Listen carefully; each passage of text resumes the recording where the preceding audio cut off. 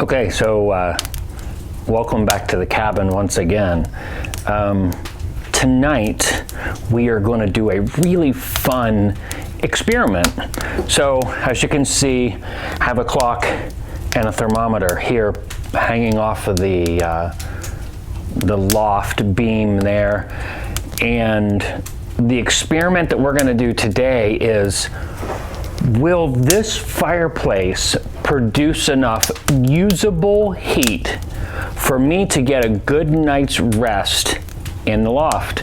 Now, you've heard it, many a times that fireplaces are not efficient. Don't bother putting in a fireplace. But this is the way I'm going with this.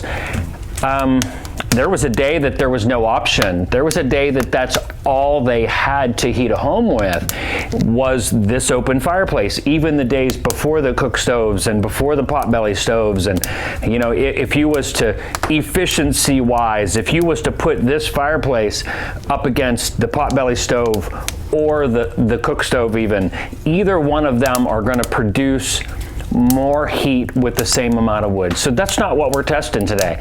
What we are testing is, can I get a good night's rest with just a fireplace? There's lots of factors here. Comfort of sleeping in the loft on that bed the rope bed that I made from scratch. Am I going to get a good night's sleep with that? Knowing that I have a fire burning below me, am I going to get a good night's sleep because knowing that there's a fire down there? Is the fireplace going to produce enough heat to keep that loft warm? These are the things that we're going to test, and we're just going to run it through. So again, thermometers, clocks. There's cameras set up in many different places. There are thermometers and clocks in all places. There's even one outside shooting time lapse as we speak. So that way we get an idea of what the weather really is out there. The last time I checked, it was a little below freezing. Supposedly going to go down into the mid-20s tonight. So right now in the house here, I think this one, last I checked, and I can't see it from my angle, was just above 60. Where I'm standing right now and at the fireplace, I've got almost 90. Okay, so if you'll notice, at my feet is a wool blanket. So this was very commonly used because the early pioneers didn't have any money. So there were very few things purchased, such as a screen to put in front of a fireplace. Modern day, we tell people, always have a screen on your fireplace. But, back in those days, they just didn't have that stuff. Now, this is not actually a blanket that I purchased. This is the fleece from a sheep. It is not manufactured at all. It is fresh off of the sheep. If you was to hold it up, you could see through it. It is just a sheep that's been sheared, and it's laying here in front of the fireplace. Now, if you know anything about wool, wool is non-combustible. So if a spark would jump out tonight while I'm sleeping and land on the wood floor, that probably would not be an issue. That thing would cool off fast enough and go out. But if a spark would jump out of there and get in a crack somewhere and kindle, potentially the house could burn down from that spark jumping out. And many homes probably burnt down from such thing. I don't know if you could see, but I'm pushing 110 degrees and I'm getting a little warm sitting here. But anyway, a fleece blanket in front of, now when I say fleece, this is the fleece from a sheep, so a wool blanket in front of the fireplace. And then I don't know if you can see the rock sitting here. So I'm sure that the older people will remember this. In these days, if it got really cold out, they would keep a rock near the fireplace. That rock would get really hot. They could wrap it in a towel or a blanket and take it to bed with them. I'm not going to do that right away because I don't think I'm going to need it. I actually don't like temperatures really hot when I sleep anyway. So I think when I go to bed tonight, this is going to be a breeze. I don't think I'm even going to wake up. I think I'm going to go up there, fall asleep, game over. Camera will run all night long, just in case I get up and get cold or whatever. But if I get really cold and need to get warm, I'll come down and get that rock, wrap it in something, and take it up with me. So that's why that's there. This thermometer, of course, I'm going to move a little bit away from the fire, but at least we'll be able to see all night long what temperature it is right here in front of the fireplace. And I guess if it gets too cold, I'll come down and sleep on the blanket in front of the fireplace. I'm sure that many of pioneers slept in front of the fireplace. So let's, first off, wardrobe change. All right, that's better. Hi, baby. Come here. How are you? Come up here. Lavender normally sleeps on my bed, but tonight we don't know because she can't climb up in the loft, so, all right. Well, I think it's about time. It's 9:30. I'm pretty hyped up yet, so I can't guarantee that I'm going to be able to go to bed yet, but here shortly, I'm going to go to bed, and Lavender's probably going to lay here by the fire, would be my guess.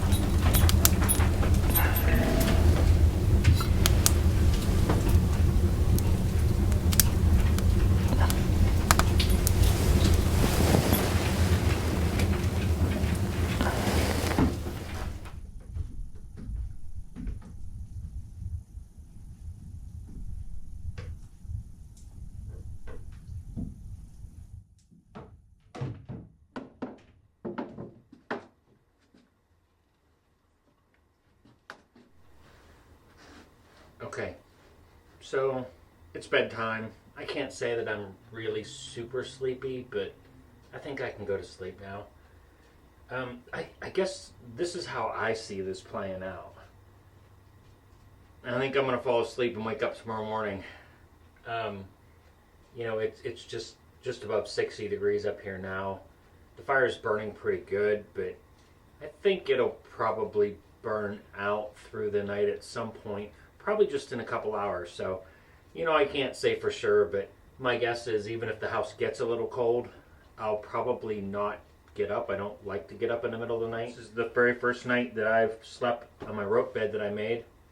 I think it's going to be comfortable too. I've laid on it a couple times. I haven't spent the night up here yet. This is my first night. So, I guess this is good night.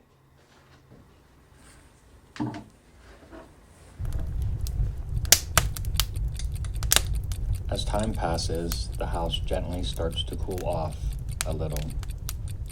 Piglet tries to find a place to get comfortable near the fire.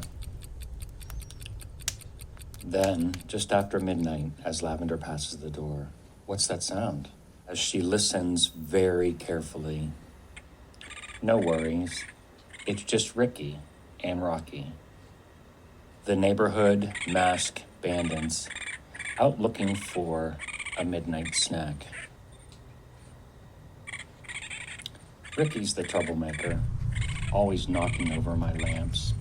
But on this night, she's very careful not to make a sound. And then, as quick as they came, they left. Piglet struggled to find that warm space, and around 1:30 a.m., the fire was finally out. As for me, I got a good night's rest, but about 4:45, it was just time to get up and get my day started.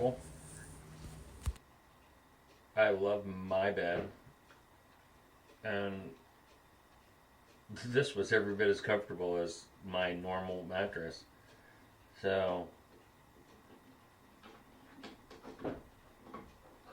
Lavender hears me talking. Morning lavender. Give me a second, I'll be down.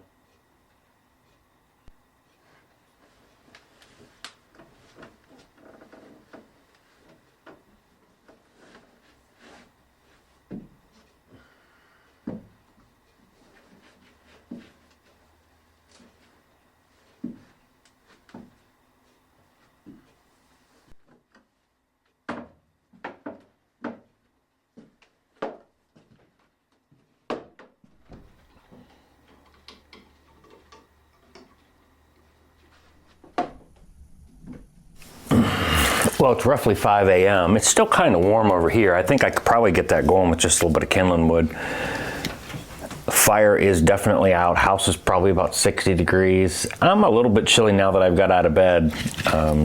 So I'm gonna get this thing going and see if I can dig up something here.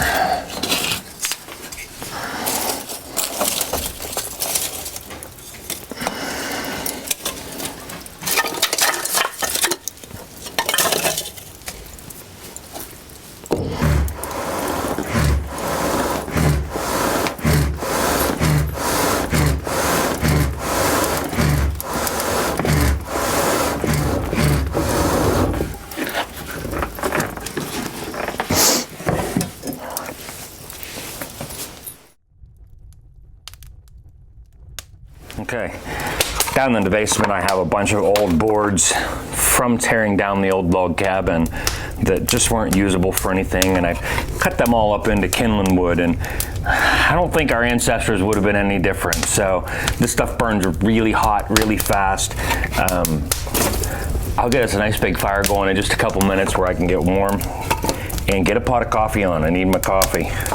Who doesn't need their coffee first thing in the morning?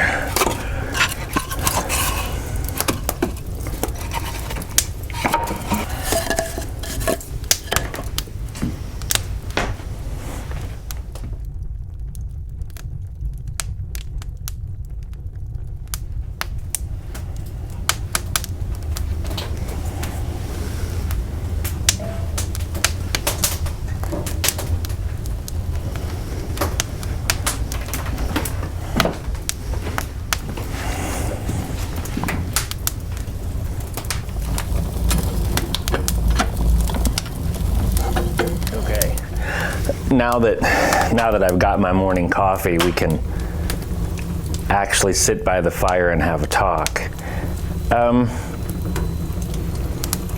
So for the test, I think successful. It's cold outside. I didn't even look to see what it was actually out there, but you'll be able to see on the thermometer. It was supposed to go down into like 25, 28 last night, which isn't terribly cold, but cold enough that I wouldn't want to sleep in it. I stayed perfectly warm upstairs. You know, I think it was 60 degrees up there when I got up. It's 60 degrees down here now.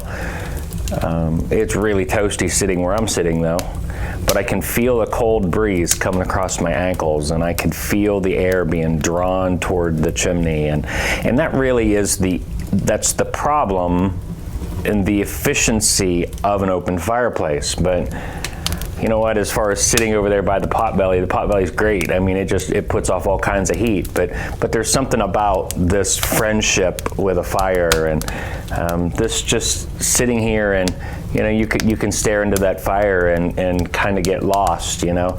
So I think that the fireplace has its place for sure. And was it capable of producing enough heat to keep me warm? I think with the mass of masonry, and people would mention that fireplaces belong on the outside of a house, and the truth is they don't. They are masonry heaters. If you want to do some research on what a masonry heater is a fire that heats up a bunch of rocks, and then those rocks retain that energy, that heat, that energy from the house. And I think that what happens is that these rocks get warm or hot through the day as you're burning, and you could even let the fire go out and close the damper, and then the stone itself would heat the house the rest of the night. So if you put this fireplace on the outside of the house, then you're actually losing all of that heat retention because you're just giving it away. You're putting it outside. And so for me, they belong on the inside. Aesthetically too, it's so pretty to look at, you know, with the stone going all the way up through and going out the top, that this is where I knew that when I got my first vision of what this cabin should look like, the fireplace was on the inside. So, and it, at the old log cabin, this is where the fireplace was too. It was in the kitchen, inside the cabin, inside. And I'm glad it was, because had it been outside, then I would have lost all these stone, because someone would have tore it down at some point in time and thrown it away. So, you know, this thing was covered with plaster in most places, and I had to peel the plaster off of it, and you could still see just a little bit of the white plaster on in a couple places, but it was preserved really well, and all I had to do was just relay the stone. So anyway, I hope you enjoyed the video. Have a great week, and I will catch you on the next episode.